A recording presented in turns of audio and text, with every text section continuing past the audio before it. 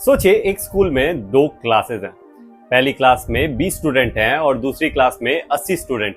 लेकिन स्कूल ने दोनों क्लासेस के लिए सिर्फ एक एक मॉनिटर बना दिया है। अब 20 स्टूडेंट वाली क्लास का मॉनिटर सिर्फ 20 बच्चों की बात प्रिंसिपल तक पहुंचाएगा, लेकिन 80 स्टूडेंट्स वाली क्लास का मॉनिटर 80 बच्चों की प्रॉब्लम्स, कंप्लेंट और डिमांड लेकर जाएगा। अब सवाल ये है, क्या दोनों मॉनिटर्स पर बराबर जिम्मेदारी है? बिल्कुल नहीं। 80 स्टूडेंट वाली क्लास के बच्चे कहेंगे, सर हम 4 गुना ज्यादा हैं, फिर भी हमारा मॉनिटर सिर्फ एक ही क्यों? और लगभग यही सवाल आज भारत की डेमोक्रेसी में भी पूछा जा रहा है और इसी सवाल का नाम है डिलिमिटेशन। सुनने में थोड़ा टेक्निकल लगता है, लेकिन आने वाले सालों में ये भारत की पॉलिटिक्स का सबसे बड़ा गेम चेंजर बन सकता है। सिंपल भाषा में समझे, लोकसभा का एमपी भी एक तरह का से अपने एरिया का मॉनिटर ही होता है। वो अपने एरिया के लोगों की बात पार्लियामेंट तक पहुंचाता है। लेकिन प्रॉब्लम ये है कि कुछ एरियाज की पॉपुलेशन बहुत ज्यादा बढ़ रही है, जबकि उनके एमपीज की संख्या उतनी ही है जितनी पिछले कई दशक पहले थी।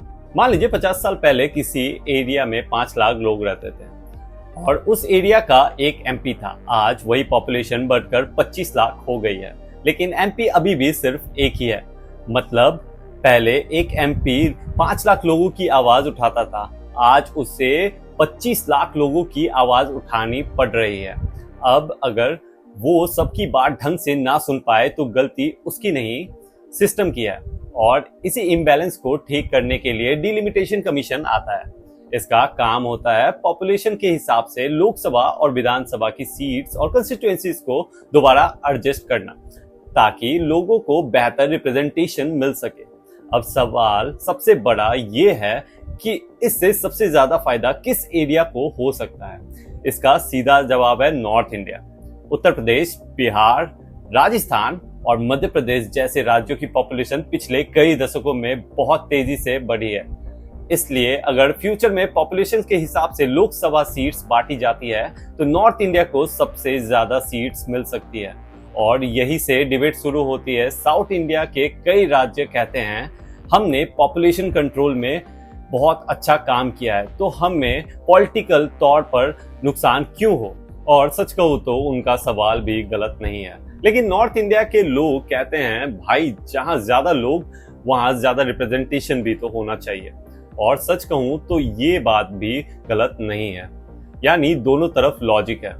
इसीलिए डिलिमिटेशन भारत की सबसे बड़ी पॉलिटिकल डिबेट में से एक बन चुका है। अब पॉलिटिकल एंगल भी समझ लीजिए। कई पॉलिटिकल एक्सपर्ट्स का मानना है कि अगर नॉर्थ इंडिया की सीट्स बढ़ती है तो उन पॉलिटिकल पार्टीज को फायदा हो सकता है जिनकी पकड़ उत्तर प्रदेश में मजबूत है।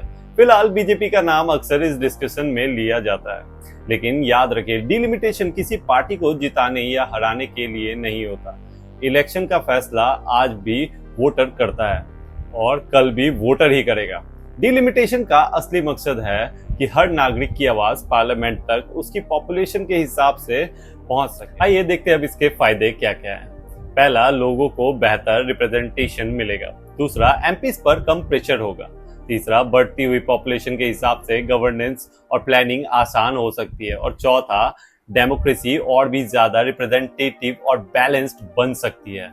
तो जब अगली बार कोई बोले कि डिलिमिटेशन सिर्फ बाउंड्रीज बदलने का नाम है, तो उसे कहना, नहीं भाई, ये सिर्फ नक्शा नहीं बदलता, ये तय करता है कि पार्लियामेंट में किसकी आवाज कितनी जोर से सुनाई देगी। अब आप बताइए, जहां ज्यादा लोग हैं, क्या वहां ज्यादा सीट्स होनी चाहिए या फिर उन राज्यों को रिवॉर्ड मिलना चाहिए जिन्होंने पॉपुलेशन कंट्रोल में बेहतर काम किया है? कमेंट्स करके अपनी राय जरूर बताएं। और अगर आपको ऐसी ही आसान भाषा में पॉलिटिक्स, इकोनॉमी और करंट अफेयर्स के टॉपिक समझना पसंद है तो पेज को फॉलो करें और चैनल को सब्सक्राइब करना मत भूलें। मिलते हैं अगले वीडियो में। Good bye.